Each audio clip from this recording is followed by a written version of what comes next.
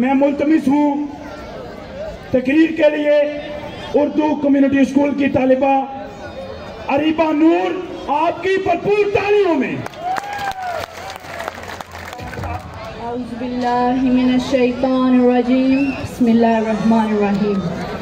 وطن عزیز پاکستان کو وجود میں آئے 7 دہائیاں گزر چکی ہیں۔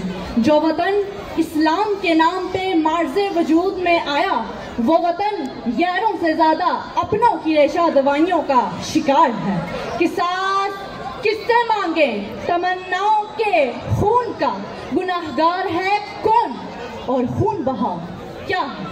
عالی وقار ظلم کی یہ رات ایسی ہے، نہ کٹتی ہے نہ مٹتی ہے نہ مرتی ہے نہ ختم ہوتی ہے، بلکہ یہ داستان تو طویل سے طویل تر ہوتی چلی جاتی ہے۔ لیکن سوچنے کی بات تو یہ ہے کہ اس داستان کو لکھنے کے لیے استعمال ہونے والی روشنائی یہاں کے اشرافیہ کے خون سے کیوں نہیں لی جاتی؟ سوچنے کی بات تو یہ ہے کہ گلیوں، سڑکوں، مسجدوں اور سمندروں میں بہنے والا خون ہمیشہ غریب کا ہی کیوں ہوتا ہے؟ کیا ایلیٹ کلاس طبقہ ہی یہاں انسان کہلانے کا حقدار ہے؟ قصاص کس سے مانگیں تمناؤں کے خون کا، گناہگار ہے کون اور خون بہا کیا ہے؟ عالی وقار ہم دشمن کے بچوں کو پڑھانے نکلے ہیں، چاہے ہمارے اپنے بچے گلیوں سے کوڑا چنتے رہیں۔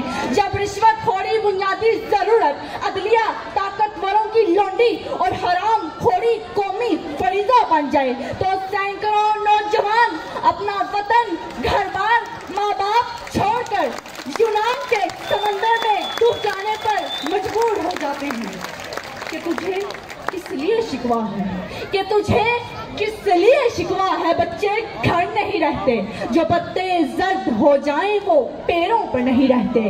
سامعین اکرام یہی ہے وہ وطن فروش، زمین فروش، ایمان فروش حکمران طبقہ جو اپنی لالچ کے لیے وطن کی جڑوں کو کھوکھلا کرنے میں مصروف ہے، جو ان کی جیبوں میں ڈالر ڈالے یا ان کو وطن کے لوگوں کا خون بیچتے ہیں، جو ان کے مفاد کی بات کرے یہ وطن کے لوگوں کو زندہ درگور کر دینے کی اجازت دیتے ہیں۔ عدالتوں میں انصاف، درسگاہوں میں ڈگریاں اور مسجدوں میں فتوے بکتے ہیں، اور تو اور عالمی منڈی میں اپنی ہی عوام کی بولی لگائی جاتی ہے۔ اے دنیا کے خریداروں، بتاؤ کیا خریدو گے؟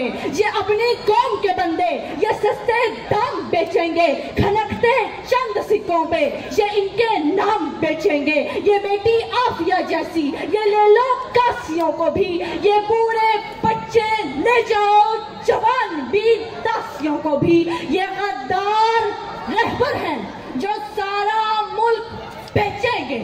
اے دنیا کے خریداروں، بتاؤ کیا خریدو گے؟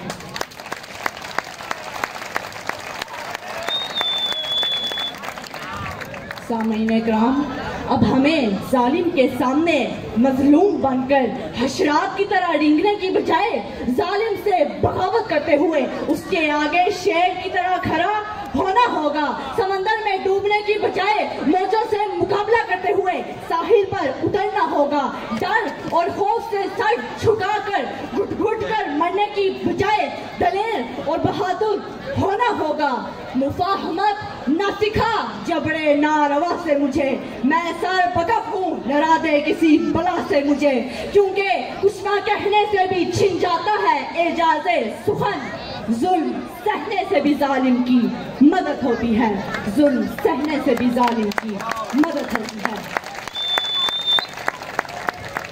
حق و صداقت کے لیے سقراط کا زہر کے پیالے کو پی لینا، حق کی آواز بلند کرنے کے لیے منصور کا سولی پر لٹک جانا، بتوں کو پاش پاش کرنے کے لیے ابراہیم کا آتش نمرود میں کود جانا، احد احد کا ورد کرتے ہوئے کوڑوں کی بارش میں بلال کا تپتی ہوئی ریت پر لیٹ جانا، حسین کا سر کو بچانے کے بجائے سر کو نوکے نیزہ پر سجا دینا، آج اس بات کا پیغام دیتا ہے کہ اگر ہم اس ظلم و جبر سے نجات چاہتے ہیں تو ہمیں جھوٹے روایات کے بتوں کو توڑنا ہوگا، آنکھوں پہ بندی ضرورت کی پٹیوں کو کھولنا ہوگا، پیروں میں پڑی غلامی کی زنجیروں کو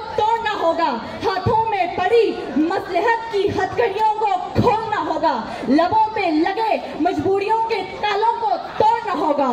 اب ہمیں ظالم کے سامنے خاموش رہنے کے بجائے کچھ بولنا ہوگا.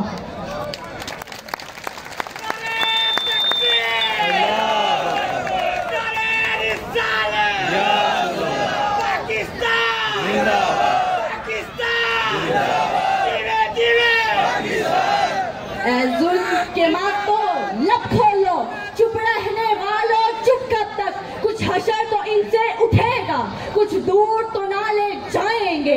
اے خاک نشینوں اٹھ بیٹھو, وہ وقت قریب آ پہنچا ہے جب تک گرائے جائیں گے, جب تاج اچھالے جائیں گے. اب ٹوٹ گریں گی زنجیریں, اب زندانوں کی خیر نہیں. جو دریا جھوم کے اٹھے ہیں تن کو سنا ٹالے جائیں گے. کٹتے بھی چلو بھرتے بھی چلو, بازو بھی بہت ہیں سر بھی بہت, چلتے بھی چلو کہ اب ڈیرے منزل پہ ہی ڈالے جائیں گے. کیڑی گلوں دسو ملک دی لاہی بربادی نہیں ہو پوری, کیڑی گلوں غیر نے, کیڑی گلوں دسو ملک دی لاہی بربادی. نعرہ تکبیر, نعرہ تکبیر, نعرہ رسالت, نعرہ حیدری, جیوے جیوے.